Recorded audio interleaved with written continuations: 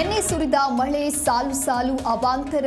Shri Sai layout ಜಲಾವೃತ, ರಾತ್ರಿ ಇಡೀ ಜನ ಜಾಗರಣೆ, ಅಧಿಕಾರಿಗಳ ವಿರುದ್ಧ ಹಿಡಿಶಾಪ.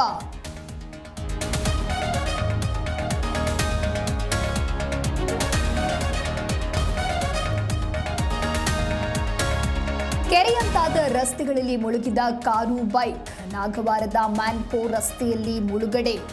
ಸಾಮಾಜಿಕ ಜಾಲತಾಣದಲ್ಲಿ ವಿಡಿಯೋ ವೈರಲ್.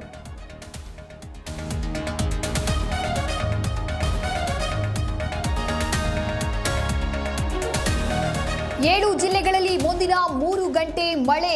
ಗುಡುಗು ಮಿಂಚು ಸಮೇತ ಅಬ್ಬರಿಸಲಿರುವ ವರುಣ. ಹವಾಮಾನ ಇಲಾಖೆಯಿಂದ ರೈನ್ ಅಲರ್ಟ್.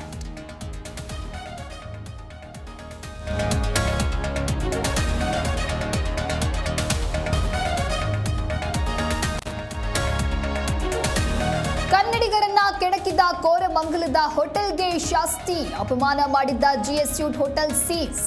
ಮಾಲೀಕನ ವಿರುದ್ಧ ಎಫ್ಐಆರ್. ಮ್ಯಾನೇಜರ್ ಸರ್ಫಸ್ ಬಂಧನ.